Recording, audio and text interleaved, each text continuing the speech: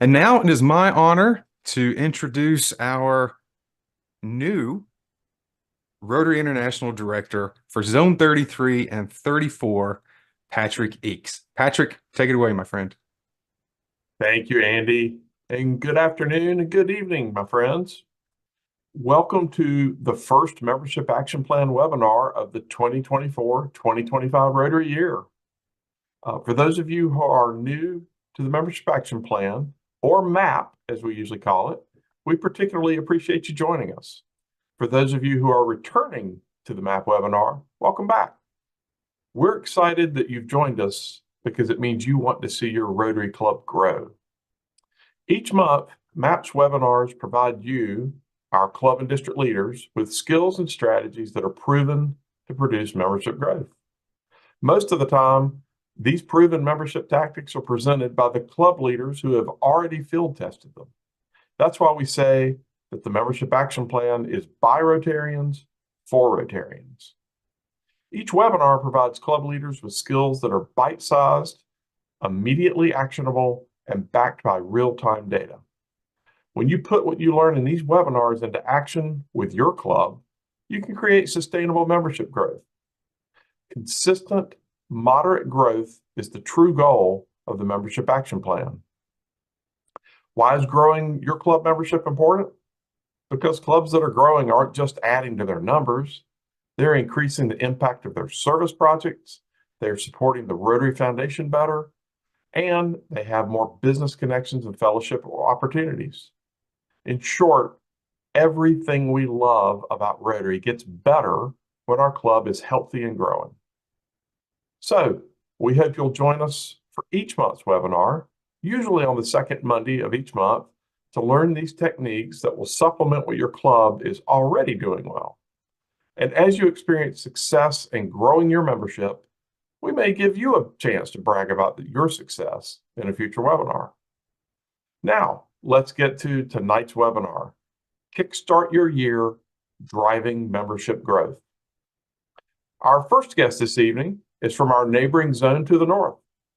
Herb Klotz is a past governor of District 7430 in Southeast Pennsylvania.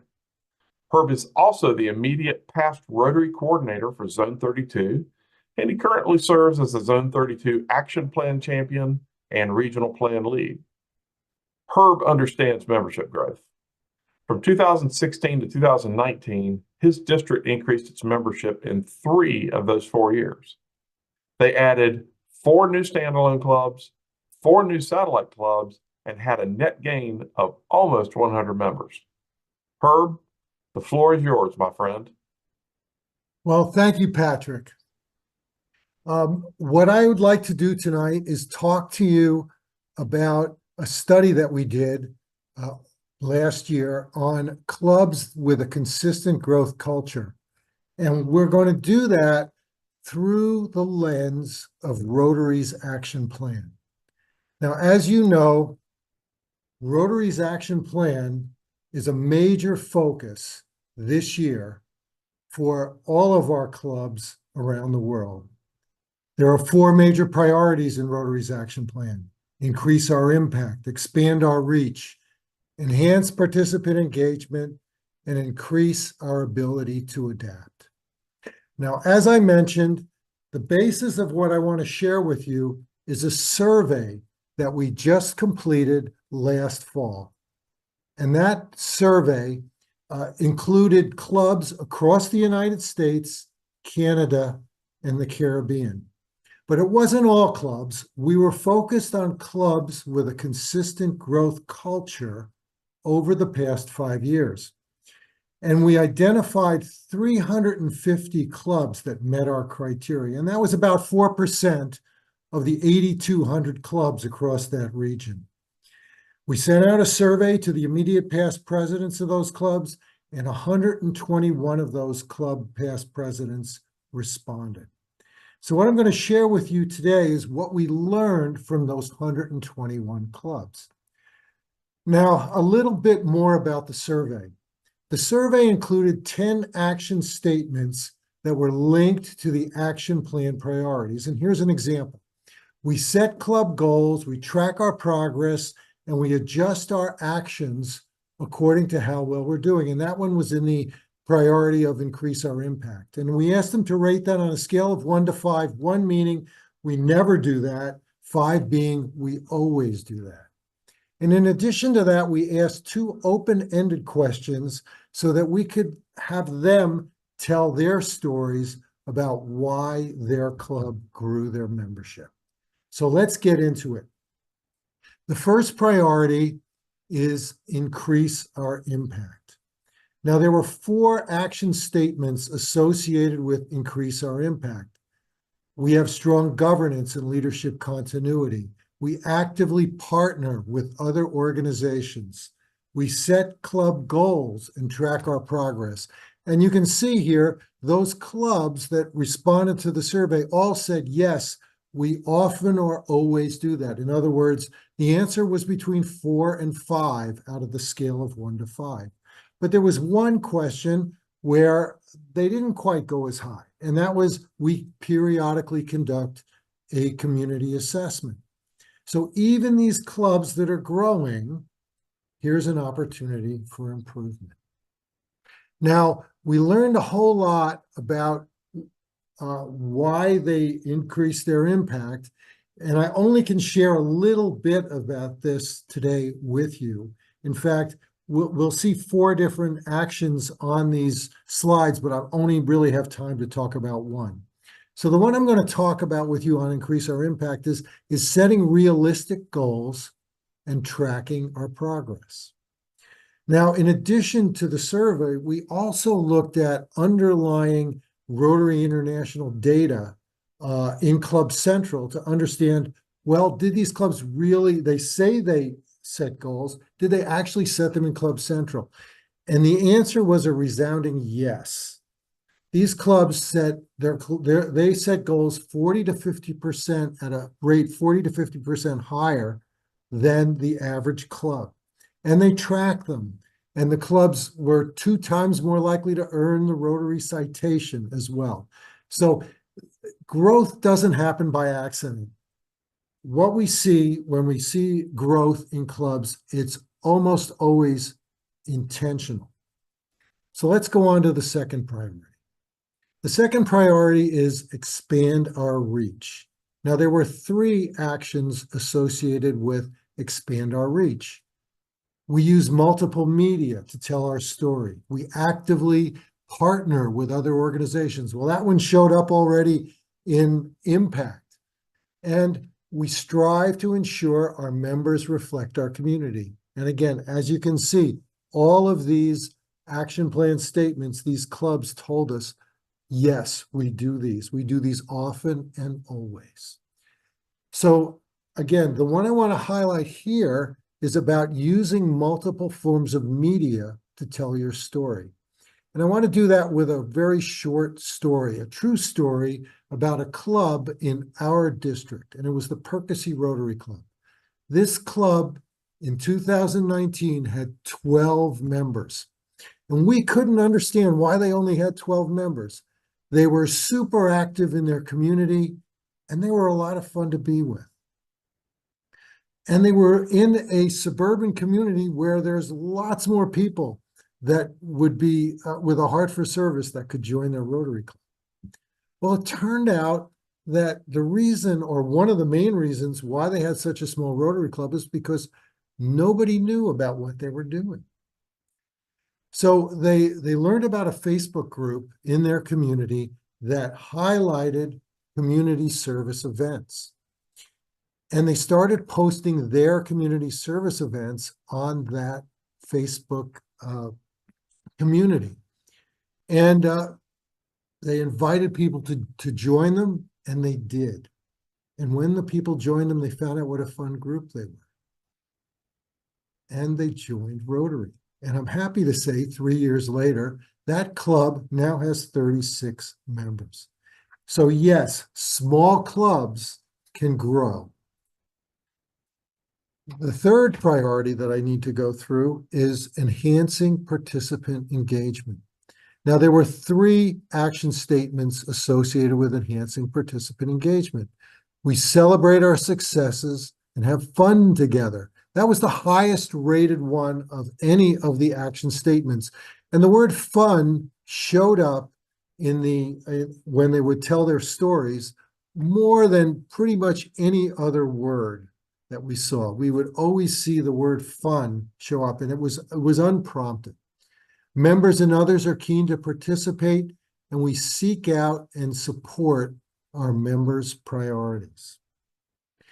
Now, the one I want to highlight here is around seeking out and supporting our members' priorities, responding to their interests. One of the most important things that leadership in a club, in a growing club, can do is to listen. Listen to their members. And there's lots of ways to listen to your members. And one of them is through surveying your members. If you've got a medium or a large size club, that's a great way to learn more. And Rotary has a survey to help understand your members' interests. They also have a survey called a Rotary Club Health Check, which is another great way to take an inward look at your club. But to me, the most important time to learn about our members' interests and priorities is when they join your club. When they join your club, we have a golden opportunity to learn what are their interests. And sometimes maybe you'll be able to fit them on a committee that's already in your club. And other times, maybe they'll have an idea that you haven't even thought of, and it might help your club grow in a way you never dreamed was possible. Now, our fourth priority is increasing our ability to adapt. Now, when I look at the 4 action statements here, 3 of the 4 are action statements that you've already seen before. But the one that I want to highlight is the first one. We are open to new ideas and trying new things. As you can see, the other 3 we've already highlighted. And what I really want to highlight here on increasing our ability to adapt is the idea of creating alternate experiences in your club. Now, maybe that lunchtime meeting has worked for many, many years, but we all know there's lots of people in your community with a heart for service where a lunchtime meeting just isn't going to work. So thinking about alternate experiences, sometimes it's just an alternate meeting time, but sometimes it's just a different model, like an impact club or a next gen club. A next gen club, we define that as a club focused on inviting young professionals into our club. So please think about alternate experiences as ways to grow your club. And this is the way you can do it. You can grow your club on a step change in this way. Now, 2 more things I want to cover. My next to the last slide is about attrition and attraction. Now, when we think about attrition, the average attrition for North American clubs is 15%. Now, when we looked at these 350 growing clubs, the average attrition rate was also 15%. But the difference was in the attraction rate. When we look at North American clubs, the average attraction rate is 12%, but these growing clubs, it was more than twice that. It was 25%. These clubs were focused on creating an irresistible experience to attract new members. And what I like to say is when we think about growing our club, if we focus on attraction, the attrition tends to take care of itself. Now, one final slide. Now, we've done this survey several times in the past. What we've done this year was focus it on Rotary's action plan. But there's other ways to slice and dice the data, and we've kind of seen the same trends year after year. So here's another way to think about the attributes of growing clubs. So the first one is effective governance, and I kind of alluded to this before, intentional leadership. Second one is active, intentional member engagement. And the third one is dynamic, meaningful service. Now, I didn't get a chance to talk about service today, but service is the main reason why most people join Rotary clubs. And the fourth is strong public image. I did talk a little bit about that. And the fifth one is diversity, equity, and inclusion, especially diversity, thinking about how do we make our club look more like our community. So I want to thank you for your attention. And I know what comes next. It's a presentation of a perfect example of a growing club. So thank you very much. Herb, thanks so much for a great presentation. It sounds like growing clubs have found some common success principles that work. Not coincidentally, those are the same strategies you'll find in the MAP playbook. So we're going to move this presentation along and introduce to you Pat Kale and Andrew Friend, and they're going to tell us about their success story. Thank you, Patrick. I appreciate the opportunity to be here. Andrew and I both consider it an honor to be with you all this evening to share a little bit about the success of the Monroe Rotary Club. Our club is an old club. We were formed in April of 1922, and in our heyday, we had over 120 members, and we had a very substantial impact in our community. However, over time, our club membership declined. And in 2018, you can see we had 71 members. And by 2023, our membership had dropped to 47. In addition, our community service had also suffered. We had lost our way when it came to serving our community. And our succession plan kind of blew up, to be honest, which is how Andrew and I became co-presidents last year. And then enthusiasm. Our members' enthusiasm was at an all-time low. And so Andrew and I knew that we had to do something really to shake up our club and to get that status quo going in a different direction. And then to also get back to basics, why we joined Rotary and why we were a part of it. So the very first thing we did, and this is going to sound familiar because Herb just talked about it, we did a survey. We created a survey to send that out to our members because we wanted their honest feedback. Why did they join Rotary? What was their perception of our club experience? How did they feel about being a part of our club? And what would they like to see different? And so the first thing that we did is we took those results and we compiled them and we reported those back out to our club members. So we had a meeting before our Rotary year started. We showed them what they told us, which fortunately was what we were already hoping to hear, which is that they wanted to focus on service and they wanted to focus on growing our membership. That, along with the graph you just saw, which was very clear what was happening to our membership. Now, you know, when you go to a meeting, you know that your membership is declining, right? Like you're in the room, you see there are fewer people in the room. But the truth of it is when you post a graph that shows very clearly what has happened to our membership, it really is a reality check. So survey results, the graph that showed the picture, and then our enthusiasm for making things look a lot different resulted in an action plan. And these were the three focus areas. The first thing that we wanted to focus on, of course, was service, making sure that our club had an impact in our community and giving our members more opportunity to serve in our community. The second was membership. We came to Rotary to serve and to have fellowship and to meet like-minded people who love their community. And we wanted to grow that membership. We wanted to be a welcoming club where all in our community would feel welcome and included. And lastly, one of the most important pieces was public image, telling our story about our club in our community. So jumping in to dissect our plan, we'd like to discuss the three focus areas that led to our success.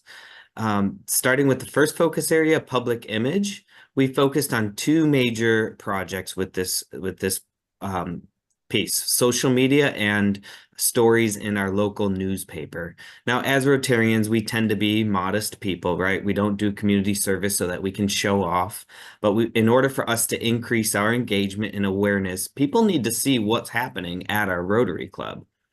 We have a goal of posting at least 2 social media posts each week.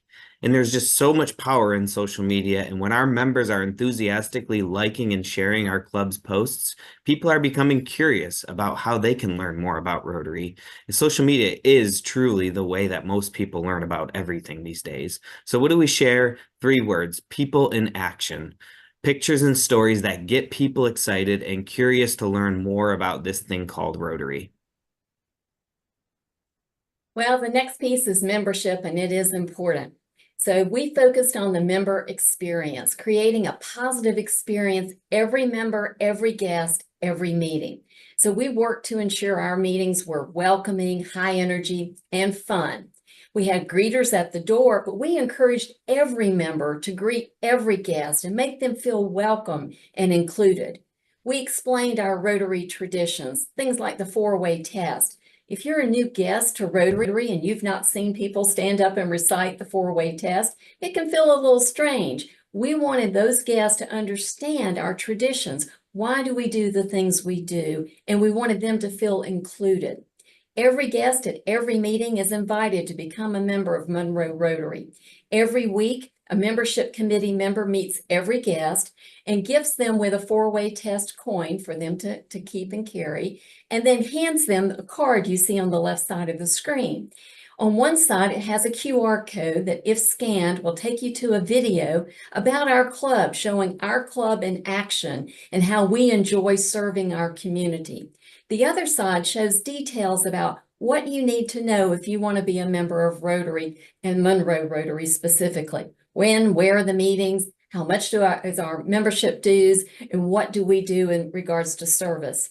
We hosted quarterly Bring a Guest Day. In our club, if you bring a guest, you're responsible for paying for their lunch. Well, on Bring a Guest Day, the club picks up the tab for lunch. So we encourage our members, invite potential members to be your guest on that day. And our membership committee chair, Keith, will do a presentation over basic things about Rotary, or he'll celebrate something that we're proud of, like our participation in the CART Fund, and he'll explain some of the things that we really enjoy about Rotary. And he does a great job of doing that. And then on that day, after Keith's presentation, we host a micro project, and we invite every guest to join our members and work side by side to bring that project to completion during our meeting. It is a packed agenda that's fun and exciting, engaging, and shows that guest what it's like to be a Rotarian. And then every person who attends as a guest is invited to join Rotary. We also shortened and revamped the application process. Many of our members who came during a certain time, and I think Andrew is one of those, when they submitted their application, we just didn't make a big deal of it. It took a while for the club to get back to them, and in some cases, it took a long while for their induction. We shortened that immediately. And so what happens now is, when we receive an application, the same day that application comes in, they get an email from one of the co-presidents thanking them for their application and telling them what to expect next. The same day, our members receive an email that announces we've received a new application and we can't wait to greet this new Rotarian. And within a matter of a few days, that prospective member is welcome to Monroe Rotary, and then we schedule their induction often by the next meeting. So the process is much shorter, much more exciting, with a lot more enthusiasm and a welcoming spirit. The next thing is, we knew that part of what Herb just said is, we knew that new Rotarians needed to feel included. They need to feel that they're a part of the Rotary family, and so we put them to work immediately. We know that membership growth and membership retention and engagement is directly related to service. And then finally, our final focus area of our pie is service. First and foremost, we determined that we needed to have a positive and fun culture in everything that we do, especially our service projects. And our immediate past district governor, Deb Corbett, jokingly encouraged clubs to add a 5th question to the 4-way test. Is it fun? And yes, it is in Monroe. Our membership chair, Keith, this year coined a term, getting it done while having fun, and we certainly do. One impactful change that we had: made this year was to introduce micro projects, an idea that we learned from Ron Pierce, past president of the Guilford Rotary Club in North Carolina.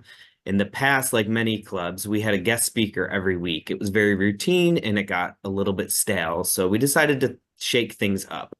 Micro projects are simple, yet very impactful projects that can be completed in the time of a regular meeting. And the advantage of doing these during regular meetings is that members already have the meeting on their calendar and they will show up.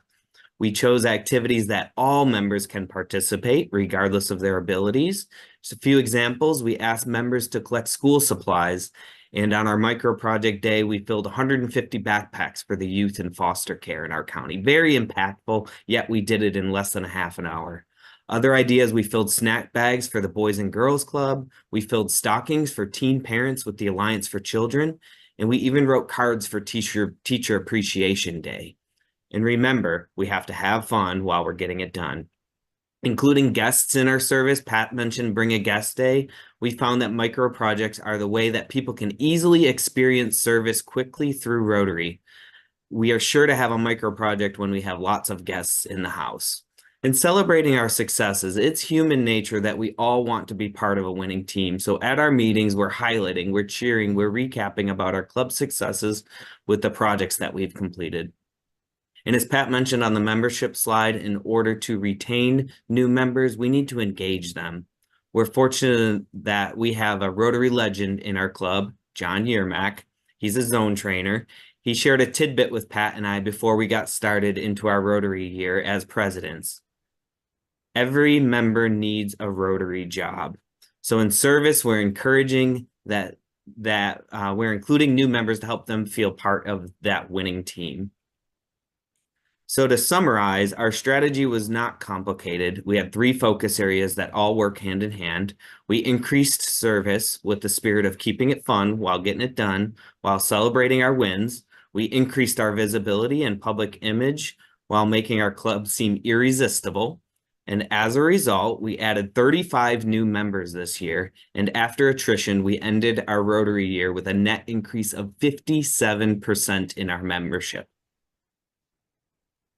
This is a recipe that can be replicated, but most importantly, as club leaders, we couldn't do this alone. The survey was a tool that we used to understand what the club wants, and it motivated the many dedicated members to jump on board with this plan. Thank you to Pat and Andrew for a great presentation and the courageous leadership that you had for your club. In a few moments, we'll transition to our Q&A segment and give you the opportunity to ask direct questions of all of our panelists today. But first, I'd like to recap what you heard from all 3 speakers. We heard earlier Herb sharing the secret sauce of 121 clubs that have grown consistently over the past 5 years. They increased their impact. They grew membership, largely through effective club leadership and continuity. Yes, they did lose members at about the same rate as the average club in North America. What they also did was attract members at a much higher rate than the average club in North America, hence the growth. They expanded their reach through good PR and partnerships with other organizations. They enhanced their members' engagement, new service projects, and new ways to be involved in a fun club culture. And lastly, they increased their ability to adapt, trying new things, changing up their meetings, offering alternative types of memberships, as well as alternative club types. So thank you, Herb, for sharing that inspirational message and information. Then we heard from Pat and Andrew, who shared with us how they transformed their club from declining to irresistible using the exact same principles. Step 1, recognizing that they had a problem that needed to be fixed. Now, this is not a brand new playbook. They mentioned the Guilford video that Ron Pierce did. If you haven't seen it lately, you might want to take a look at it. On the Zone 3334 website, you can use the search function and type in the word courageous. It'll be the first thing to pop up for you. And as I mentioned, Pat and Andrew followed the MAP playbook of intentional membership growth strategies. They changed their club culture, starting with helping the members understand that where they were wasn't okay. Basically resetting the bar, redefining what good is, and reminding them that we've got to grow this club rather than let it continue to decline. And as a leading authority on culture change says, if you can't get everybody's attention, create a crisis. Well, Pat and Andrew thankfully didn't need to create a crisis. They already had one. It's just that their members didn't know about it. So they put the graph up on the screen in front of them and let them see. As mentioned in an earlier portion of the presentation, Pat said that there was some audible gasp when people realized just exactly what had happened over the course of the last 4 or 5 years. Same thing Ron Pierce did in his video. They asked the members what they wanted. They did a member satisfaction survey. Then they went back to the members and said, here's what we heard, and here's what we're going to do differently as a result. And they also trained their members as to how they could play in this game. They taught them how to use the social media tools, how to not just like, but also share social media posts with other people in their network. They focus on the club experience. The club experience, as we know, is what matters most. And they created, as Mike Walker is fond of saying, a culture of inviting. You can say they ran the table with respect to club culture change, leadership, and execution. Just a remarkable story to hear, and thank you both for sharing their insight today. Now, as I mentioned, we'll be transitioning over to our Q&A segment. So hopefully this information, this recap, everything you've heard today has sparked a few things in your head and you want to ask questions. As a reminder, we will use the Q&A box here in Zoom to moderate those questions. So drop the questions in and we'll go ahead and get started. Naturally, we have a plethora of questions that have started to come in. How exciting. The first one we have here, let's go with Miss Pat. You have a two-part question. It's a first one-part question, so let's go, Ms. Pat. What was the most challenging part of this strategy that you implemented with your club? That's a great question. And I think that most of us who've been in Rotary a while might say, oh gosh, was it the members? Were they nervous about it? I think for me, the biggest thing was holding on. It went fast. I mean, we went from 47. We set a goal. We were so ambitious. We said, we're going to grow our club to 60. How exciting would that be? Well, we hit 60 before we were 6 months in. And then we said, well, we can't stop there. So we revised our goal to 70. And then we actually got to 81 before we had some attrition at the end. It was moving fast. So what I would say is, for us, the co-president model worked really well. Engaging other members, especially longtime members, in the process was very helpful. But for me, it was making sure we were crossing the T's and dotting the I's on this fast-moving train. Wonderful. Thank you very much for sharing, Pat. Andrew, this next one comes for you. It's in reference to every club has members that just don't want to follow along with any change that occurs. What did you do about those that were not in agreement or even tried to get in the way of what you were trying to do? I think because what we've did is kind of set the stage with the status of our club, and you know, we're very frank with our club members and said, look, you've seen the graph and we've decreased, you know, over time significantly. I think because we showed them that, and we're a little bit frank saying, if we don't make a change, there goes the history of our club, our 102-year-old club, by the way. So I think then doing that kind of motivated members that otherwise might have been a little bit more resistant to say, hey, yes, we do need to do something. Wonderful. Thank you for sharing, Andrew. Herb, the next one's coming for you. In this question, the people attending are interested to learn who was responsible for completing the survey, the club presidents or the general club members, and what was the most surprising thing you learned from these clubs? Okay, well, the person who was responsible for completing the survey was the immediate past president of the club. And the reason we picked the immediate past president was simply because they had the experience, and they knew, you know, pretty much what was happening in the club, and had kind of lived it for a year. Now, what was the most surprising thing that we learned? Well, we've been doing these surveys for a number of years, okay? And I'm not sure you want to call this surprising, but it's amazing to me, Jose, how consistent the results have come back year after year. When we look at characteristics of growing clubs, it's not rocket science. You know, what we learned about the Monroe Rotary Club is a very, very typical story. We've looked at clubs that have grown during the pandemic. We've looked at clubs that had grown before the pandemic. It's intentional leadership. Intentional leadership is really where it happens when we're looking at membership growth. Wonderful. Thank you very much, Herb. Andrew, the next one's coming back for you. People are interested to hear more about your micro projects. You mentioned a few, and I'm sure there are plenty others that didn't come up. What would you say was your favorite and the one that had the best return on investment that other clubs can implement in their own club? My favorite was when we had packed backpacks for foster youth. One thing that we did is, yes, there is a large cost with these projects, but we asked members if they can. We gave them a list of school supplies and said, if you could pick up any supplies, we have 150 backpacks. Some had asked their coworkers to join in, and it just really created this energy of how the community can come together for this project. So that was one of my favorites, because we are not only engaging members to do the work, but to do the background work of getting all of the supplies and things. Other projects, we've filled out cards for teachers, which has a very low cost.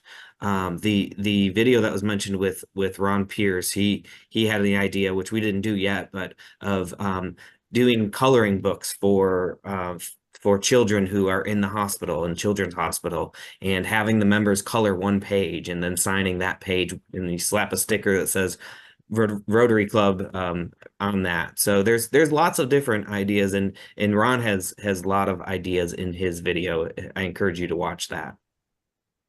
Fantastic. Well, thank you very much, Andrew. Patty, a few people are interested, Miss Pat, a few people here are interested in the succession of your club. You all had to do the co-club president. Is there a plan to ensure you have the next couple of years set up? Oh, absolutely. Because our succession plan kind of fell apart, to be honest, we were approached, or I was approached, and I had the idea that I knew this would be a heavy lift, and I really needed an equal partner, and Andrew was exactly the right person for that opportunity. Fortunately, our successors, who we'll have our first club meeting tomorrow, and our successors have chosen to be co-presidents as well. And so that's interesting as well. And we've had a few people kind of look at us about the co-president thing, but it worked beautifully for us. And I'm confident it will for Ashley and Rick, our successors. Their successor has already been named, and she's a returning president, and she will actually president by herself, and her successor has been named. So the good thing we were able to do as a club is use this time to reset, if you will, our succession plan, because I believe Herb is so right. Intentional leadership is critical to success. I would agree. Can I add a little to that one? Go ahead, Herb, please. It turns out our club had tri-presidents last year because we had the same issue. And we grew, not quite as much as you did. We grew by about a little more than 10 to 15%. And we are happy to say we now have our next 3 presidents in place too. That is a critical piece. We did a survey last year. And again, same thing across the United States and Canada. And we asked the question, did you have a president-elect more than 1 year in advance? Over 90% of the clubs, these growing clubs, they said, absolutely, we had a president-elect more than 1 year in advance. The second question we asked was, do you have a president nominee more than 2 years in advance? And over 50% of those clubs said, yes, we have a president nominee more than 2 years in advance. Didn't get a chance to talk about that in the brief time I had, but succession is critical. I think it's easier to get those successors in place when things are going well. Yes, yes, I agree. That is true, yes. Now, I do have to acknowledge we're not going to be able to get to all the questions that we have in this Q&A list at the moment, but I do want to thank everybody for submitting the questions. We will be dropping in the email addresses, the contact addresses for these panelists, so that if you wanted to follow up, you can do so and potentially schedule a call or just a quick email back and forth. But I do want to say thank you to all of our presenters today, Andrew, Pat, Herb. We truly appreciate the knowledge you shared, the success, and how you've been able to help other clubs hopefully replicate this in their club. So without further ado, I do pass it on to my good friend, Andy, so he can help wrap us up with key information on upcoming events. Thanks, Jose. And thanks to Herb, Pat, and Andrew for sharing their words of wisdom about what growing clubs look like and how to turn around a club that's been declining for several years. Now on to our MAP awards. So this year, there are only 3 criteria to achieve the Membership Action Plan Club Award. First is to set your 2024-25 membership goal in the Membership Success Center. You can access that through DACDB. Number 2 is upload your 2024-25 club membership plan, and you can do that at the rizones33-34.org/map-awards.